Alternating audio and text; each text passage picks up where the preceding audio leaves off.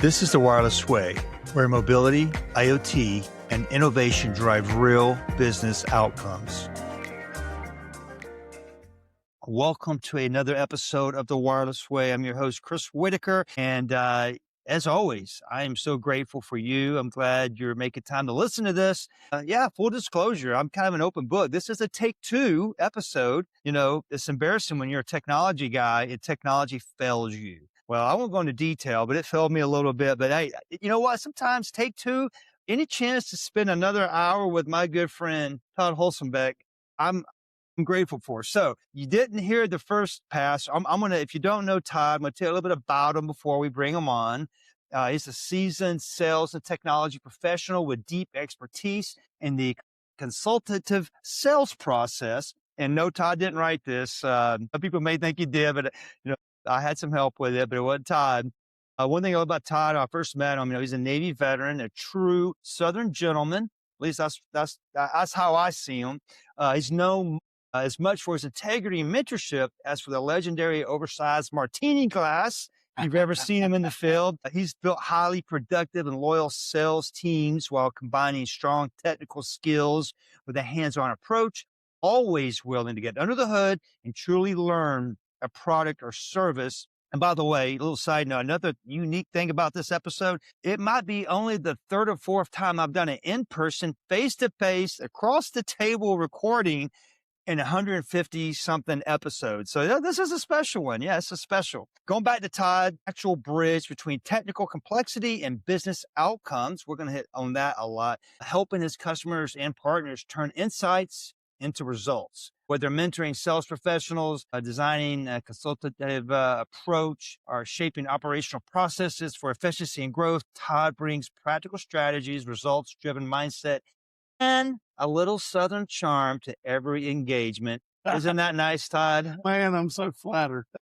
I don't even know what to say next. I mean, have you ever been called a Southern gentleman and have a Southern charm? I mean, I've been called Southern before. Yes, sir. I don't know about the gentleman piece, but I'm deeply appreciative that you said it. Welcome. I'm glad we were able to get this rescheduled and do it in person. Absolutely.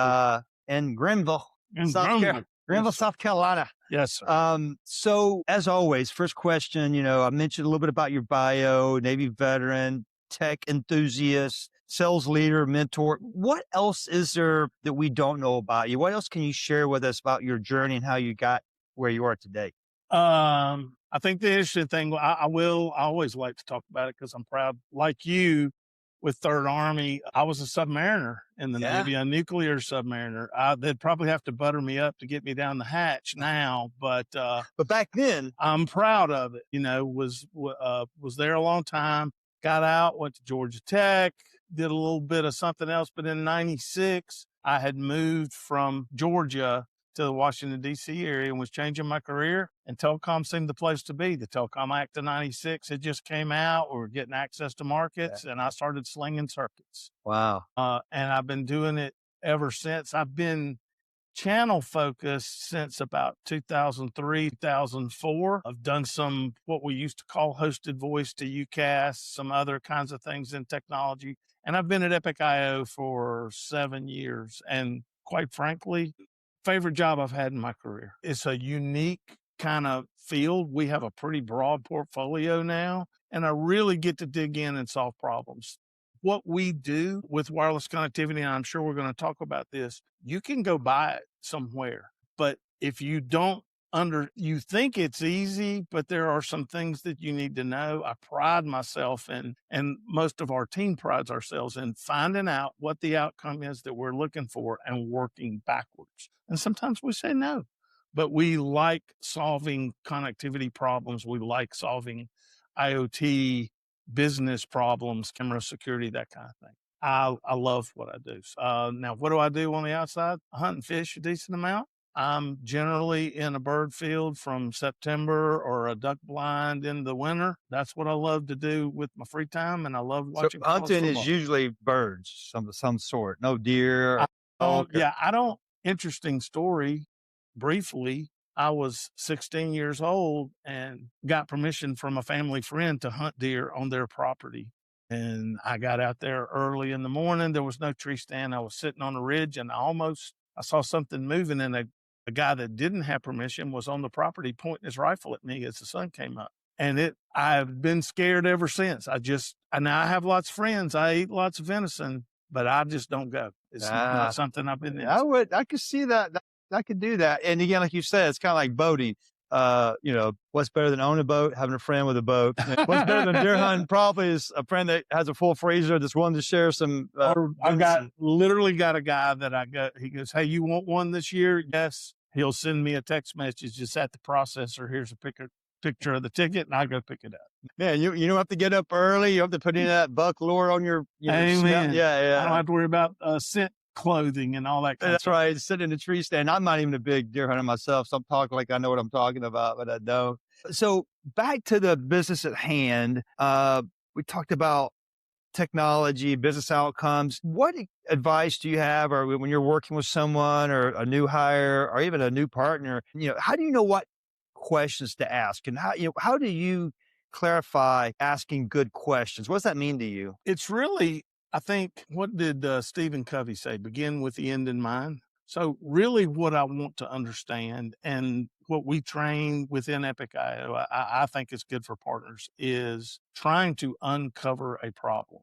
Let's just use backup connectivity as an example. What happens when you lose internet? Do you have an idea what it costs? You can walk through those things. I remember once I was talking to a guy, partner brought me in, guy owned like 35 serve restaurants, various Arby's and whatnot. He knew to the penny what 15 minutes of downtime cost him when he couldn't swipe a credit card. Yeah. So if you can get some idea there, the rest of it becomes relatively easy. We need to know what the problem is first. And there are some easy questions. We have question lists at Epic.io. If a partner wants to, talk to us about qualifying questions, we'll shoot you some for your wireless practice as a partner. But once you uncover a pain point, then it's drilling down and making sure you understand the bugaboos to a solution. For us, like we do wireless, right? I'd ask all the questions. I knew it was a metal building that this customer needed. So I was like, hey, you need to put this near a window, or we need to do an external antenna or something. They're calling me for 2 weeks in a row, cussing that they got no signal. I got tech support. And finally, my fault that it took 2 weeks. But I'm like, well, where did you put it? In the A-frame of the metal building sitting on the beam. And I'm like, well, it's a Faraday cage. You don't have any connectivity there, and you solve the problem.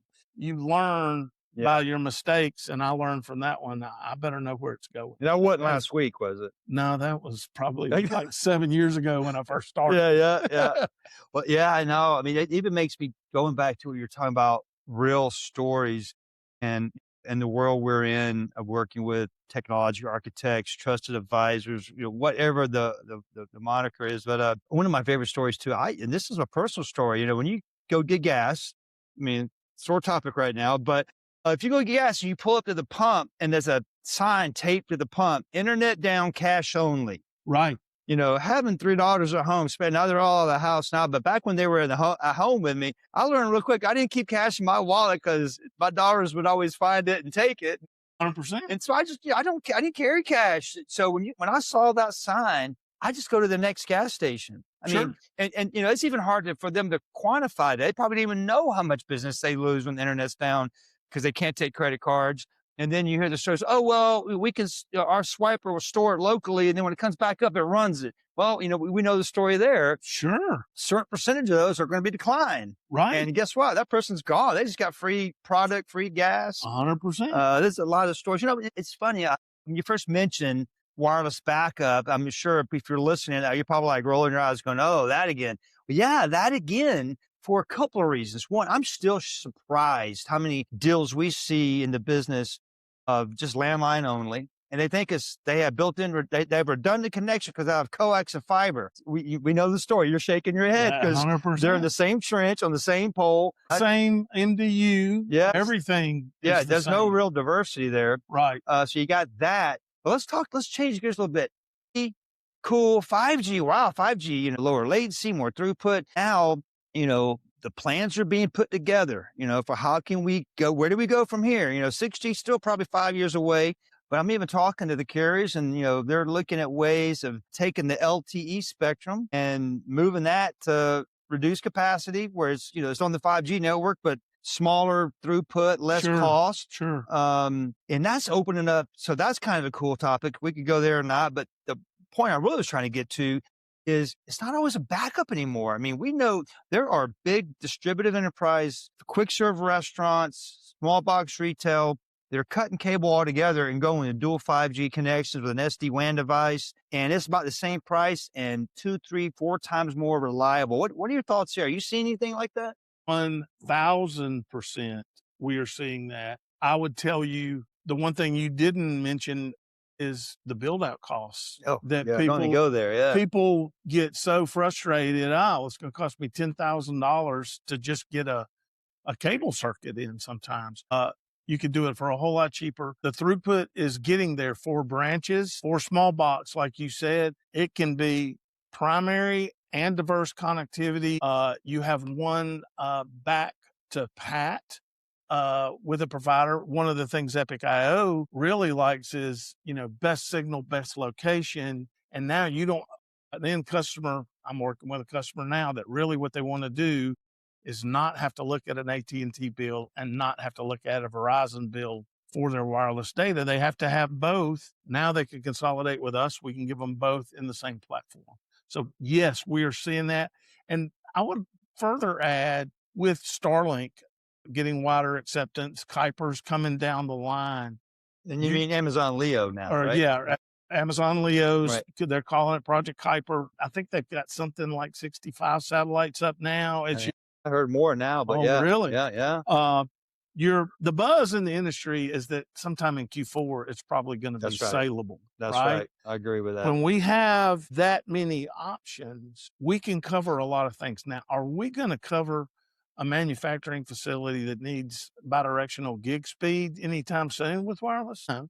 But there's a lot of applications that can use 300, 400, 500, 200 and do a great job. So yes, we are seeing it. And it's a very exciting time for us because it allows us, Epic IO, to focus on enterprise accounts a little bit more. So we enjoy that. Enterprise accounts, bigger revenue, that kind of thing. Yeah, that gets everyone excited. Now, here I go, sound like an old geezer here, man, but it wasn't that long ago, 5, 6 years ago, I remember talking with a national pizza chain and everyone's trying to sell into, and they needed 30 megabits, down. And I mean, and not only that, the data plan. In 5 up. Yeah, 5 up. But it was like 30 gigs. I mean, no, that's like 50 or 70 gigs or something. Just, we couldn't price it right. I mean, they needed it to be like $30, $40 a month. And I'm like, that's like $130 a month. Right. And so the price is going down. Everything about it's getting better. But let's pivot just a little bit. So it's funny, connectivity. We were talking earlier pre-show about, connectivity. It's table stakes, and there's all these. You labeled off, routed off a few of them there. Of course, also we could go into landline. You got coax and fiber. So connectivity by itself, you got to have it.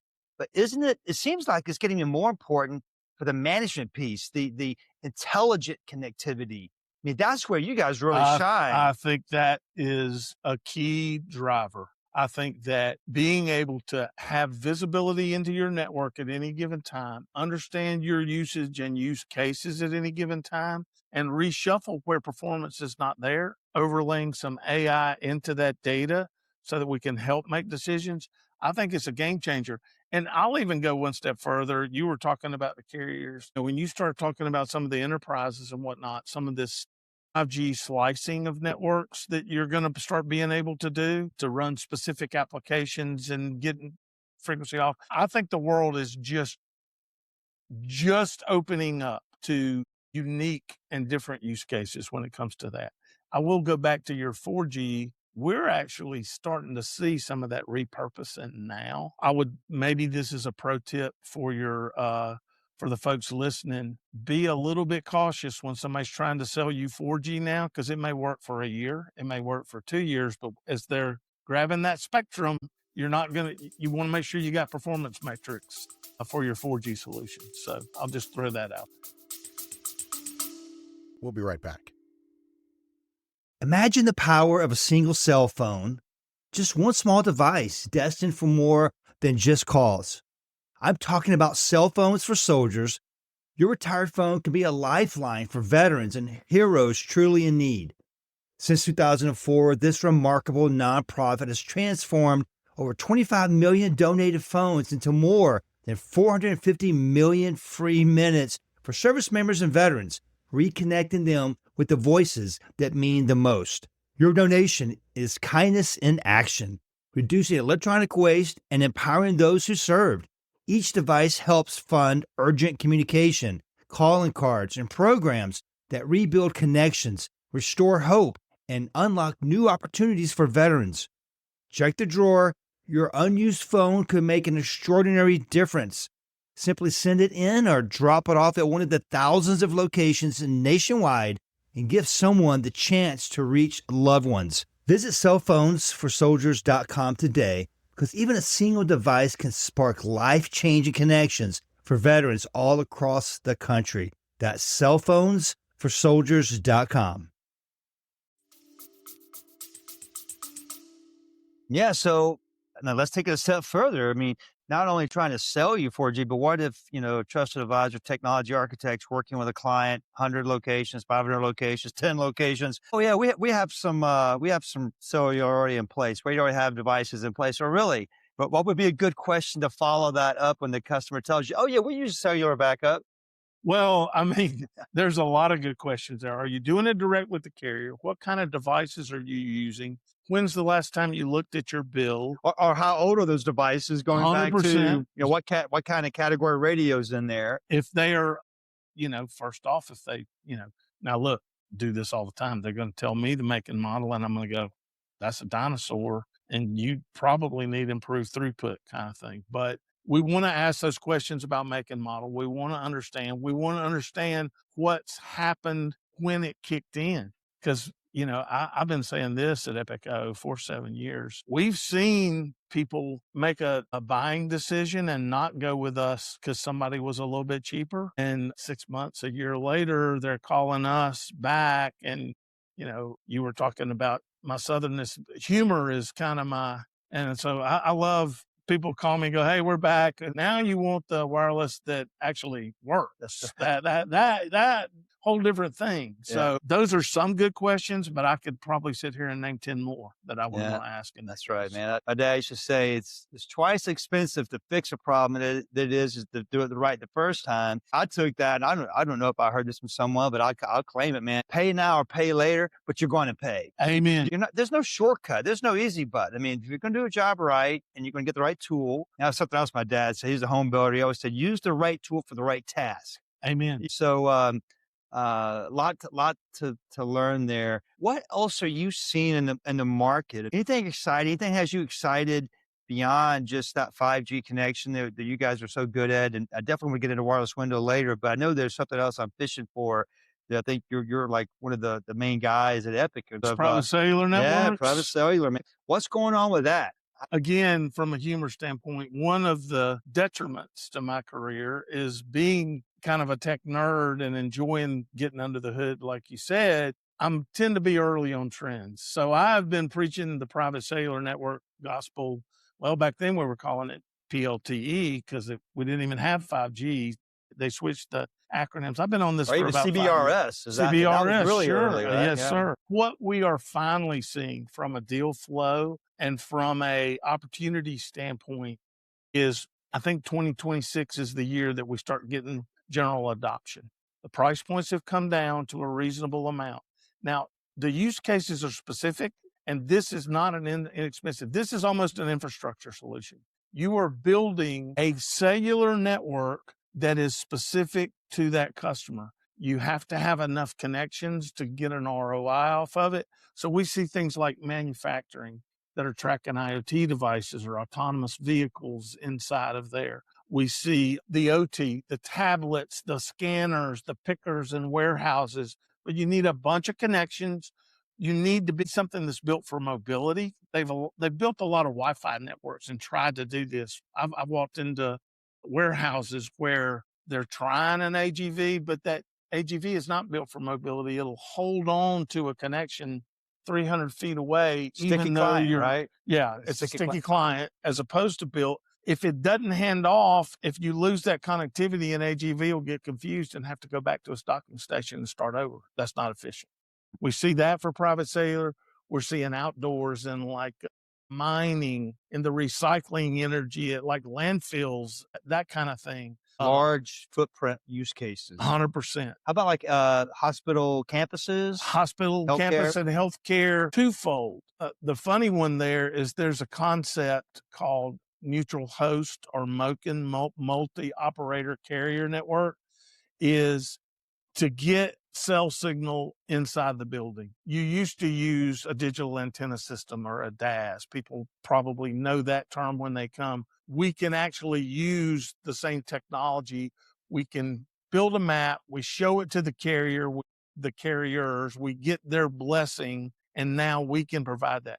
Hospitals in particular, they want to use their wireless, their Wi-Fi network for other things. So we use it for the patients and families, is getting that signal in there. It's very important. Then the other thing is we're finally starting to see them look at, hey, I want to put a SIM card on the nurse cart. Now I've got connectivity for all that data that's coming out and it's on the private network. So we're seeing those use cases as well. Healthcare is big. School campuses, buildings again for neutral host, but also think about outdoor security. How many cameras are on a college campus now? And nobody wants to, I mean, you can pay a heck of a wireless bill, or you can build this network where that camera data, it can be brought back wirelessly on your own network from a security standpoint. Well, and you're future proof. It's not like, you're not going to, there's not that there's a lack of wireless devices that people are needing or using or 100%. I mean, it's like every time you turn around, there's another device that someone can use, or IoT sensors all over the place. And it scales. That's the thing. And again, you were talking about discovery questions. You need to have enough there to start, but then it scales.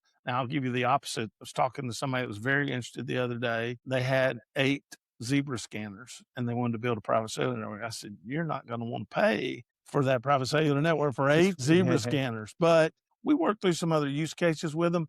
But if you find that original use case that makes it make sense, as you say, now the door is open for, hey, we want to do this, or hey, we'd like IoT monitoring for this for preventive maintenance or whatever it is. So it really near and dear to my heart, as you well know, and your counterpart Jamal knows well. Love too. Jamal. Yeah, he's the he best. is the man. Yeah, he could talk it with the best of them. Gosh, okay, so we talked about 4G, 5G, going into reduced capacity, red cap. I mean, interesting. I've been talking to a few OEM manufacturers, and they're like, well, yeah, we're just now getting the radios out. And, this is probably more of a next year conversation. But again, hey, on the wireless way, we like to make you aware of what's coming. So if you hear red cap, Epic IO can help you in that conversation. But yeah, devices are still being developed and it may be early. But again, as it's that tech refresh conversation. And if it is a machine-to-machine or low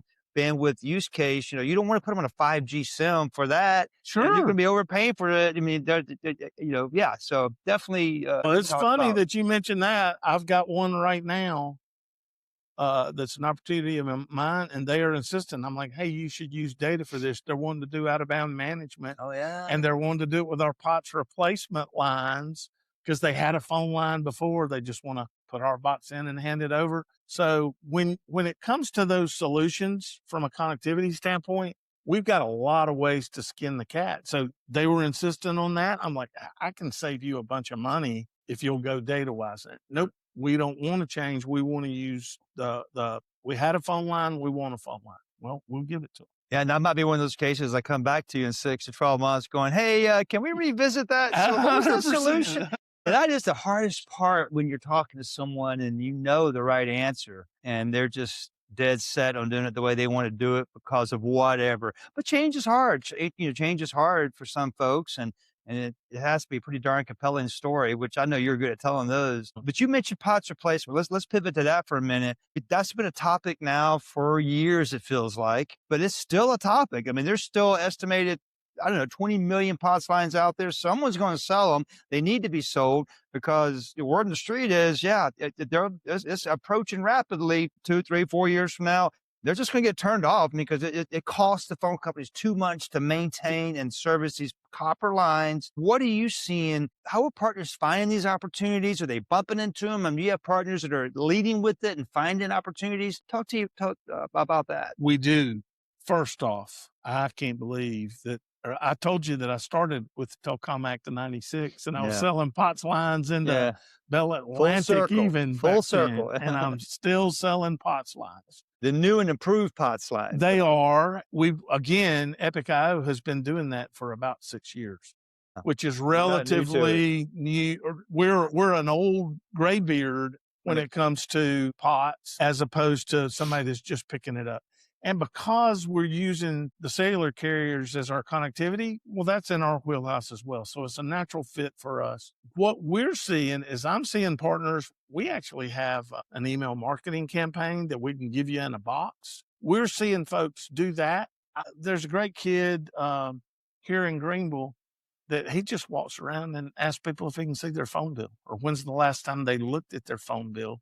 And all of a sudden people are looking and it's 80, 90 for that bill as opposed to 35 or 45 or 50. So then you get POTS. It's a great, straightforward way to build in the connectivity business. And I always tell folks, if they're in a building, they have an occupancy permit and they have to have a fire alarm. So everybody's got one. You can build from there. We do it well. I would say, we're on the lower side from a price point. We're probably not the cheapest, but we know what we're doing and we can get them installed timely. I'm installing one. We never promise like expedites for install. Customer up in Spartanburg was really in a pinch. They turned the order in last Friday. It's going to get installed on Monday of this week. That's really fast for us, surely 2-3 weeks. Well, yeah, some things you don't want to rush. You want it done right. And sometimes you got to find somebody. Yeah. Right. It could be 2 truck rolls. Maybe you have to go out and do some tone and tag. Maybe there's, once you get in those telco closets, man, there's lines that go in places no one even knows where they're going to. Ooh. Yeah. I know it. Yeah. I mean, yeah, we're talking about 100-year-old technology. We are retrofitting basically, right? So exactly things can go wrong. They can. And that is kind of what I think our differentiator is. We're going to leave you. We've done it. Look, I will tell this kind of half bragging. We used to just do the install. We would not do the cross connect to the 66 block. And I kind of stood and I said, I'm not selling half a solution. We need to walk away from there knowing that it's works and it's been tested. So we added the cross connect piece to it. We're proud of what we do with POTS install, and we got a really good team working on it. When you get a project manager with us that goes from start to finish, those guys are great. So yeah, we hit on wireless, a couple of flavors, POTS replacement. What else are you seeing where you guys are solving some business problems that are opportunities for technology architects? So I think 2 things. One, I think we got to talk about LEO and satellites. We mentioned that a little bit before. Now, I've seen people that are running out trying to sell Starlink for the sake of Starlink. Starlink needs to fit in one of 2 cases. One is it's really remote and you're not getting anything else. Hey, you need what you need. Second is you're looking for true redundancy from what you have. So, I would say if you had a Starlink and a cell signal and, like in range, now you've got your primary and secondary, you've got your redundancy built in. So we are selling a pretty substantial amount. Folks love our tier 1 support on the Starlink side. And then the other thing I would say is, and you and I first met each other talking about the sexy AI overlaying IoT. We have really kind of fixed our focus well. What our sweet spot is getting actionable outcomes off of cameras, video streams from a physical security standpoint. Now we can add sensors to that. We can do other things for maintenance. We've got other use cases, but that sensor, we've got some of the biggest utility companies in the world, some of the biggest oil and gas companies that are using us for that security in remote areas, but we can do it anywhere. Construction with our trailers. It's fun to talk about. We have a question set for you, or we will help you as you bring us a deal, but you need to understand that this is not going to be a phone call on Tuesday and we're signing paperwork on Friday. We're really going to be digging in. We need to understand the use case. We need to understand what those alerts are. What time of day do you need them? Et cetera, because the Epic IO platform is built for that. And then the other thing we're seeing a little bit on the IoT side is we're seeing a lot of companies. We have a NOC, or excuse me, a SOC, I should have said. So a security operations center where, if you don't want just an alert on your phone or to your email, you want live eyes looking at it. Hey, the AI alerts it. It's on the screen in our security operations center. We can call the police. We can talk down to them, that kind of thing. So we're seeing people that won't manage security from a camera standpoint too. It's just, again, I said at the beginning, I love this job. We have a fantastic portfolio of services that we offer. Well, and you get to solve a lot of different problems. I always tell people the area that I focus on from the standpoint of true telecom, a lot of this stuff we've been talking about is kind of like fringe stuff. It's on the outside. I mean, most people don't. I mean, we were talking earlier. Like 80% of the partners out there. Again, God bless them, man. They're selling connectivity. They're selling fiber, MPLS, coax, advanced networking. Oh, keep doing it. Yeah, this stuff works.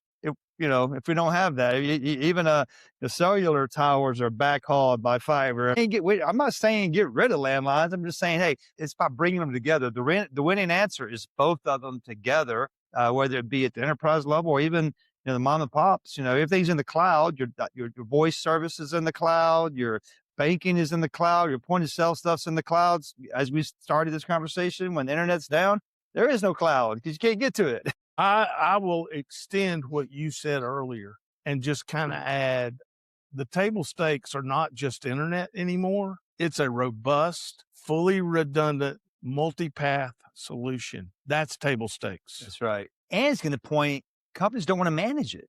They need someone to watch it for them, give them the tools. The IT department needs access and visibility to it, but they don't have a SOC, or they don't have the tools to manage. Let's pivot to wireless windows.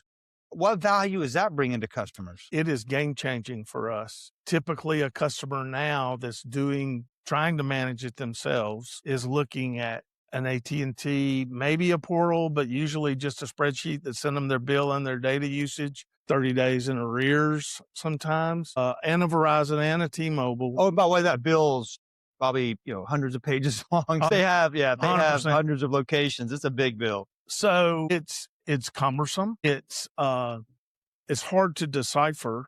Wireless Window is our platform where we're just using APIs, but from a simple management standpoint, is that device online? How much data has that device used? Do we have trouble from that standpoint? We're constantly doing this.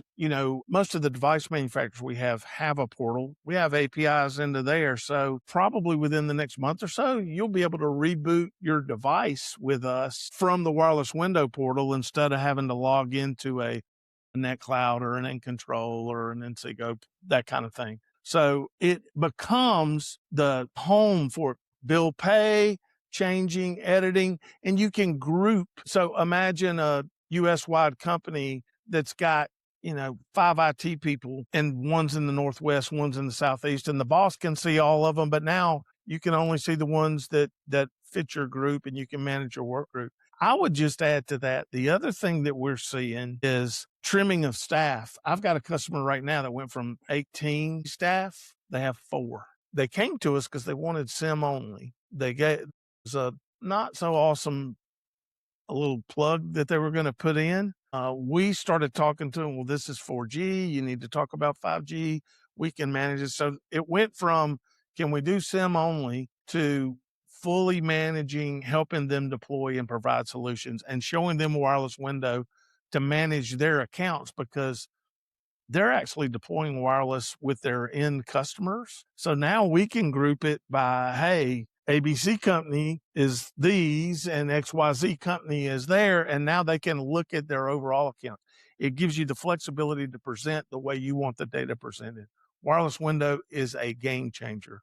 The last story that I love, I have to tell this. There was a customer, there are customer now, went direct with Verizon. Hard for us to compete with direct. We can get close, They bought their own Peplink routers. And I'm like, well, what am I going to do to win this? We had just rolled wireless out. We get on the phone with them. We're talking about what we can do. We're doing a demo. We're going through the demo, and halfway through the demo, the IT director, the guy that was in charge, said, stop. Stop's usually not a good thing in a demo call. Really? And I was nervous. I'm like, oh, what have we done? He goes, this is what I need to run my business. You get me close on price, the business is yours. Right. I say you actually can compete with direct because you have a better product. I mean, 100%. as much as we all love the carriers because we wouldn't have anything to sell without them, their main goal is to get you on the network. 100%. What your experience is like, they're not so concerned. They just want you on the network and paying your monthly bill. And God bless me, they got a lot of customers. But yeah, so what you're doing is you're coming along beside that supplier and you're just providing a better experience, giving more visibility, more control, showing the ROI. I mean, so I would argue that is a compelling. Well, that is our value add, is a solution and someone there to manage and support with you over 2, 3, 5, 10 years, as long as you're a customer. Fantastic. So I think we covered a lot. Is there anything we haven't covered? Well, we've covered IoT, we covered private cellular, we covered the various flavors of connectivity. I think we're good. I think the thing that I would tell folks is, we pride ourselves in really being partners. So we're going to tell you no as quickly as we can where a no is the appropriate answer. And we're going to help you dig in and get the right solution. So one of the things that I have multiple architects or advisors, whichever one you want to call them. By the way, I like the architect concept. Yeah. I think that's where the world goes. And I might be selfish, but I think technology architects would lean into Epic IO a little bit harder because you're building that solution. You're not, hey, here's 3 quotes. I don't care which one you sign, sign that. You want to get confidence in the suppliers that you're using that they're going to do it. But one of the things I spend a lot of my day doing is partners calling and going, hey, I'm thinking about this. Well, no, that's not us, but here's who you might call. We do that all day long. Love talking to folks. Yeah, we all like to win early, but you know what? I like losing early better. I mean, it's like, why spend all these work cycles and to lose weeks, months later? I mean, it still happens, but that's another sixth sense. That's another skill, is to be able to smell like, hey, I don't know if this ain't going as planned, or it's not really an opportunity. It never was. Well, we don't want to hold on to something like grim death just so that we can keep our CRM looking pretty. We want real opportunities in there. So it makes a difference. Well, and that kind of goes back to something I love talking a lot about. My friend Bill Stinnett talks a lot about asking better questions, diagnostic questions, helping the client identify that current state and, of course, the desired state. Here's what I found. Some customers, they don't even know what the possibility of desired state looks like. So that's the other challenge of a good sales process is, you can't just show up and throw up. You got to, ask better questions and say, hey, if we could do this, how would that impact your business? Would that be a good thing? Getting them to see it. Yeah, take them there and say, hey, you just told me about your declining revenues because of late deliveries of your product, and if you were able to track and do better route optimization, and shorten that window, how would that impact your customer satisfaction score? I mean, that's a much better than going, hey, do you guys need some fleet tracking? 100%. Yeah. And that's, I will say this, we're willing to help, but one of the blessings that I feel about the channel for us is build relationships with partners that they may be learning, and I'll help them learn how to answer those questions. But many of the people I talk to are already doing those things. And I don't have as many duds, particularly on the connectivity side, that I have to say no to immediately. And saying no just builds our credibility where we can. So, like I said, I'm a lucky guy that I get to do what I do. Well, we're all lucky that you're there and get to work with you. I appreciate it. Everyone on your team's always been super easy to work with. Response time, handling business, it's all good for me. Todd, as we wrap up and land the plane here, is any last words, anything you want to leave us with? Did we miss anything? Again, my last words are, I think what we talked about, redundant, fully capable connectivity solutions with wireless now are a thing for branch. I think you should at least have a wireless practice within your business and that you're focused on. I think the other thing that I would really remind folks is change is coming so incredibly fast within this space. So keep using the wireless way, but use other sources as well. Keep yourself abreast of what's going on, because the problem that you heard about last week, you may hear a solution 2 weeks from now that nobody even talked about before. Again, what a time to be in technology. It's awesome. I say that all the time. It is an exciting time. We've both been doing this a long time, and I'm just excited. I went to a little connectivity expo in Atlanta yesterday, and yeah, probably half, 3/4 of the things, none of it shocked me.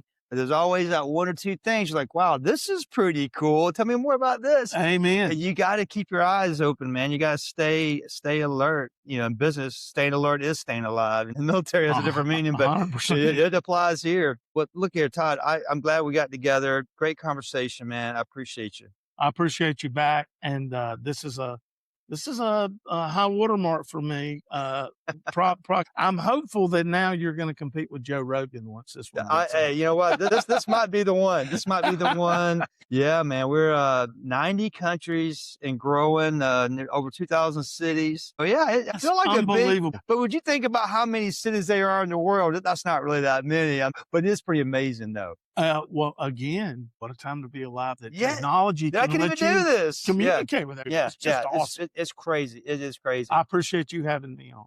And, likewise, brother. No, you need to raise your standards if this is a high water mark. I know it's tongue in cheek, but it's fun. It's fun it's good to like the people you work with. It's good to like what you do. And let's face it, man, we make a living helping others make a living, helping others make a living. I mean, our partners are helping their clients. We're helping them. I mean, it almost sounds noble, doesn't it? I joked with a partner yesterday. Everybody has their problems, and we were having problems on an install, and the guy called me and he started reading me the riot act, so to speak. And I said, well, what I always tell folks is if I could get away with crappy delivery and you'd still sell stuff, that's what I would do. But you need it to work. We'll fix this. We're keeping that partner happy because he wants to keep the customer exactly what you say. It's the opposite of a negative loop. It's a positive, uplifting feedback loop that goes there. That's right. We got to say what we do what we say, and if we can do it with a smile, that's even better. And a good Todd joke is always a good thing too. I appreciate it, Chris. Yeah, man. Really you're welcome. Thanks. And thank you for listening. This is another episode in the books with the Wireless Way. And as always, if any of this hit home with you, you thought of a colleague, you thought of a customer, please share this episode. And you can always check us out at thewirelessway.net. There's a contact us button. If you have any complaints about anything you heard Todd say, I will forward it to the appropriate department. Just joking. I hope I can't imagine any complaints, but if you do have any feedback from me, I'd love to hear from you at thewirelessway.net. And until next time, take care, enjoy the rest of your week, and we'll see you on the Wireless Way. Every 2 seconds, someone in the U.S. needs blood for surgeries, cancer treatment, chronic illness, and traumatic injuries. Yet, only 3% of eligible Americans donate each year, leaving hospitals struggling to keep enough blood on the shelves. One blood donation can save up to 3 lives. With your help, we can make sure life-saving blood is ready before it's needed. If you're healthy and able, please roll up a sleeve and donate. Visit redcrossblood.org or call 1-800-RED-CROSS to find a drive or donation center near you. Donate blood saves lives. It's easy, safe, and one of the most generous things you can do.